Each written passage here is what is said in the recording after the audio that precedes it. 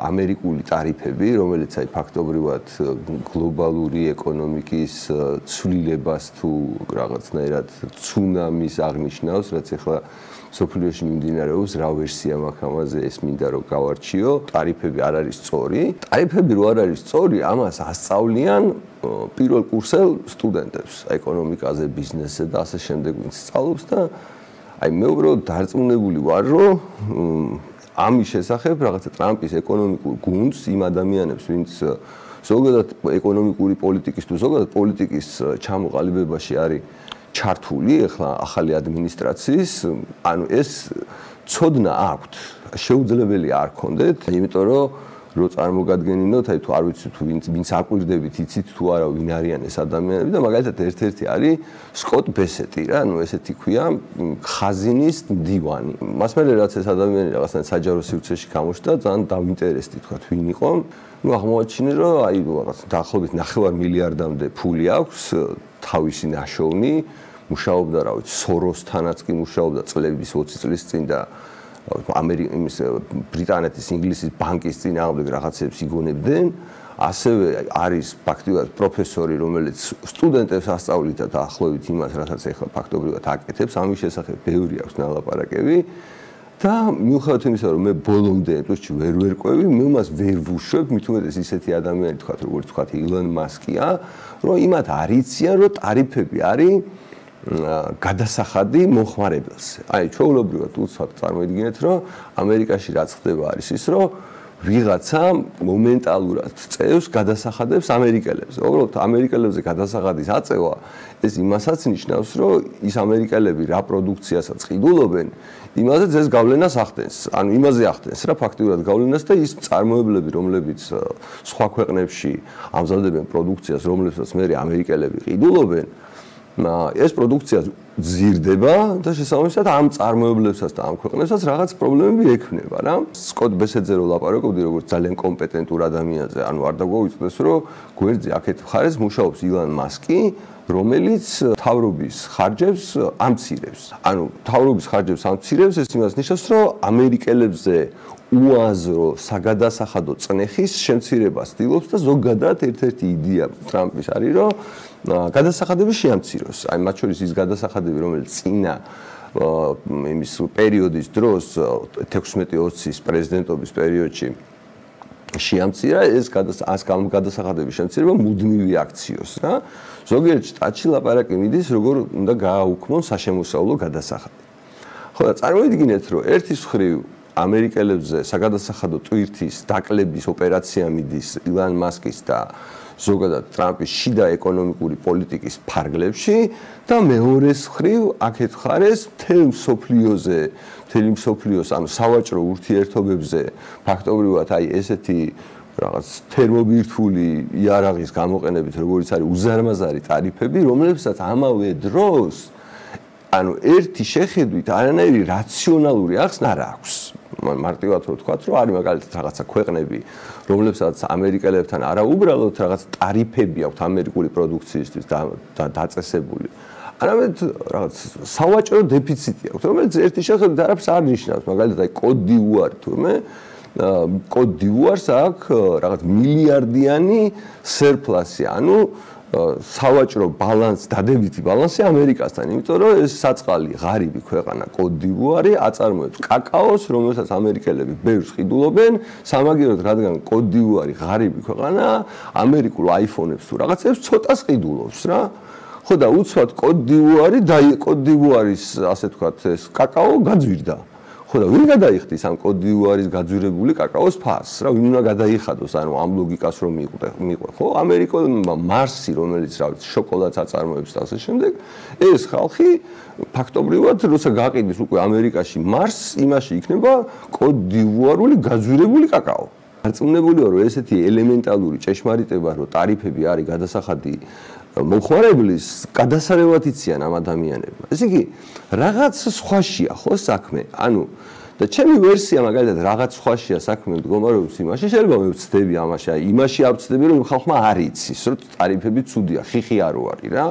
მაგრამ რაშიც მგონია რომ მე ჩამოყალიბებული არა ვარ ზუსტად, მაგრამ აი ზოგადად აი ინტერვიუებიდან და ამერიკული პოლიტიკის დაკვირვებიდან შეიძლება აზრი გამოიტანო, არის ის რომ ის ქვეყნები, რომლებიც ამერიკასთან ვაჭრობენ, უკვე 50-მდე ქვეყანა მოგვმართაო, რომ აი უშუალო ურთიერთობები დაიწყონ ამერიკასთან, მოლაპარაკებები დაიწყონ, როგორი იქნება სატარიფო პოლიტიკა ინდივიდუალურად ამ ქვეყნებთან რა. მაგალითად სინგაპურმა განაცხადა გუშინ უსმენდი სინგაპურის პრემიერ-მინისტრმა, აი ესო გამოიწვევსო სოფლიო ეკონომიკისო გადალაგებასო, პატარა ქვეყნებიო უფრო დავზიანდებითო, ასეთი გადალაგების თუ ჩვენო რაღაც ისინი ალიანსებიო, მოკავშირეებიო, კარჩე არ შევქმნითო და უნდა მოვემზადოთ ახალი სამყაროსთვისო რა.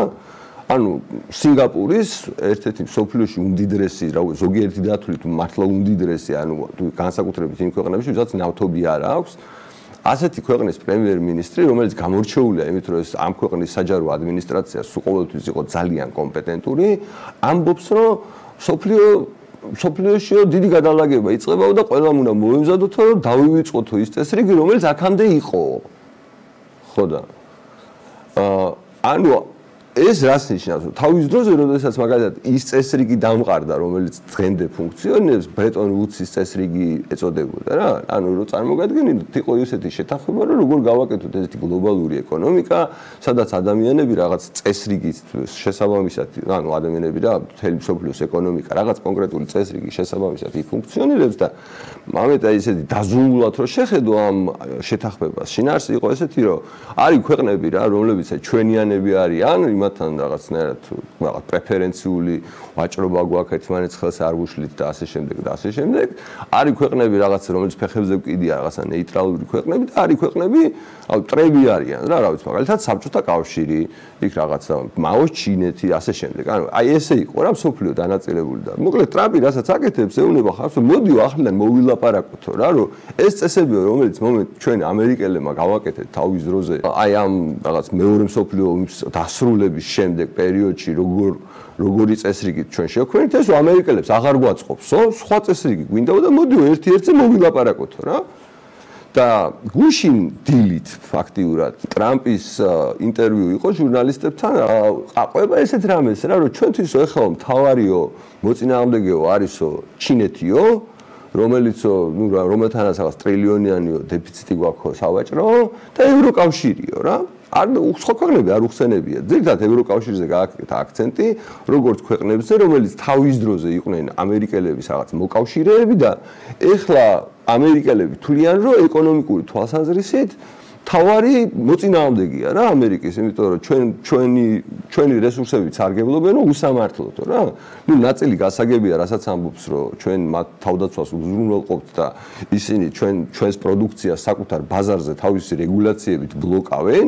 შეიძლება მოკლედ ეს იყოს მიზანი, მაგრამ აი რო წარმოვიდგინოთ, იდეაში ეს გუნდი ტრამპის გარშემო შეკრებილი ადამიანების რაღაცა კონკრეტული მიზნისკენ მიდის და ამ კონკრეტული მიზნისთვის აი ქაოსი აქვს რა მოწყობილი რა, ანუ ვერც მიხვდები ისეთი პრინციპებით დაალაგეს თავიანთი საპასუხო ეს რესიპროკალ ესე ეძახიან ამ ეს ტარიფები. და ეხლა საქართველოში რა ხდება ამ ყველაფერთან, აი რატო მოვყევი, რატო არის ეს მნიშვნელოვანი რომ საქართველოში მიიღებს ამ ყველაფრის შესახებ. იდეაში ჩვენ როგორც ქვეყანას ასევე უნდა გქონდეს რაღაცა დამოკიდებულება, უნდა გვინდოდეს რომ როგორც ვიღაცები რეკავენ აი 50-მა ქვეყანამ რომ დარეკა თეთრ სახლში და უთხრა რომ მოდიო რა სანამ ტარიფებს დაგვიწესეთო მოვილაპარაკოთო, დავილაპარაკოთო და შევთანხმდეთო ახალ წესებზეო, ეს იმას ნიშნავს რომ ვიღაცა ტიპებმა გადაწყვეტეს 50-მა ქვეყანამ როგორც თავის დროზე ბრეტონ ვუდის შემთხვევაში იყო რომ ვიღაცა ქვეყნები ამ წესრიგზე პასუხისმგებლობას ერთობლივად იღებდნენ და ვიღაც ქვეყნები ნაკლებად მნიშვნელოვანები იყვნენ რა, მაგრამ აი ამ კონკრეტულ შემთხვევაში აი ჩვენ საქართველოს რომელსაც ესეთი მკვდარი და აი ეს ბუნებრივად გადამიყვანს რა შემდეგ რა აი საქართველოში რა პოლიტიკური სიტუაციაც არის, აი ამ შემთხვევაში ვინ იმუშავებს ქვეყნის პოლიტიკას, აი ამ რაღაც турბულენტურ მდგომარეობაში, აი რას ვაკეთებთ? აი ამერიკელებს რამეს ვთავაზობთ, რომ და ვინ უნდა შეთავაზოს? ვინ არის ეს ადამიანი? და ერთადერთი ადამიანი ახლა პირდაპირ რომ აი რაღაცა მოკიბის გარეშე ვთქვათ რა, ანუ ჩვენს მკვდარ პოლიტიკურ სისტემაში ერთადერთი კაცი, რომლის იმედიც ჩვენ გვაქვს, არის ბიძინა ივანიშვილი. ანუ ბიზინა ივანიშვილი როგორც გადაწყვეტს, ანუ ისე მოიქცევით რა. ოღონდ ჩვენ წარმოდგენა არა გვაქვს ბიზინა ივანიშვილი როგორ გადაწყვეტს. აი აზრი არა, ჩვენ თუ გვინდა რომ მართლა რამე რეალობა ვაღიაროთ, ხო უნდა ვაღიაროთ, რომ ანუ თავარი რეალობა მდგომარეობს იმაში, რომ ერთი კაცი რა გადაწყვეტილებებს იღებს, ეს ხო ანუ ვერ გაირჩევა, ანუ ეს ერთი კაცი თუ არ გამოვიდა და რაღაც არ მოგვიყვა თვითონ რას ფიქრობს. ხო არანაირი გზა და საშუალება არ არსებობს იმის, რომ ჩვენ გავიგოთ, რომ აი მაგალითად აი ამ მოვლენას რაც ახლა მოყევი, რაც სოფლიო ეკონომიკურ გადალაგებას დიდი ალბათობით იწვევს. ხო შესაძლოა მცდელობა ამის, გამოვა, არ გამოვა, რა პრობლემებს შექმნის, სარისკოა, არ არის სარისკო, ეს ცოტა ხანი რომ თავი დავანებოთ ამ საკითხებს.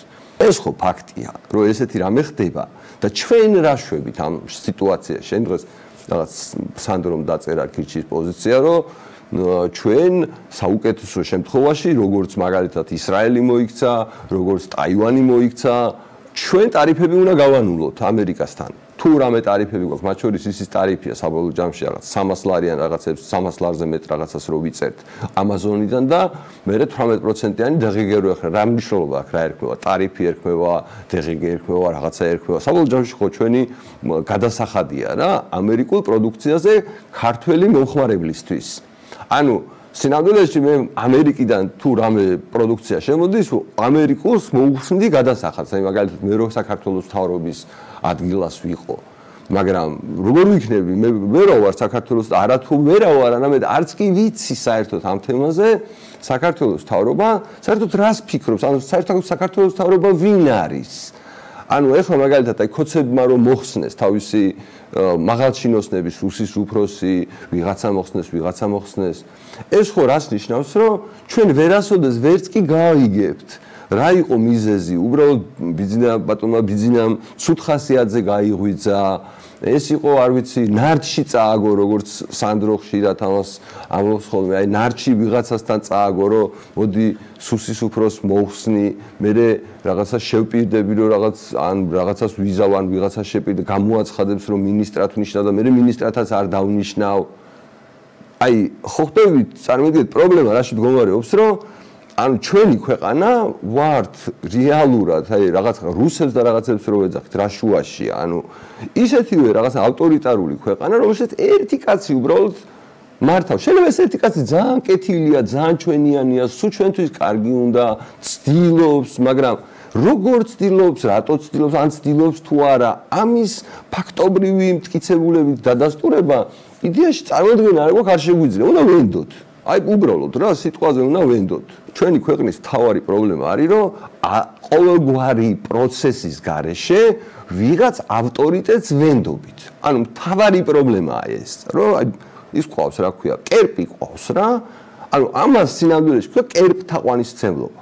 ხო და წარმოიდგინეთ, რომ ანუ ბიზნესი უნდა დათვართ რა, უნდა მოდი ვაღიაროთ რეალობა, რომ რაც არ უნდა იყოს მაინც აი ამ გლობალურ პროცესში, რაც სამყაროში მიმდინარეობს, არავინ არაფერი არ ვიცით, არანაირი დისკუსია არ მიმდინარეობს, საერთოდ როგორც ქვეყანა, როგორ უნდა მოიქცეთ, მარტო იმის იმედა თვართ, რომ ატონი ბიზნესა გადაგვარჩენს. რაღაც ფორმით, არ ვიცით როგორ გადაგვარჩენს, არ ვიცით რა მექანიზმებს მიმართავს ამისთვის, მედიტაციით იქნება დაკავებული, ვინმე ჭკვიანი ადამიანები ეყოლება კონსულტანტებად და იმათ კითხავს.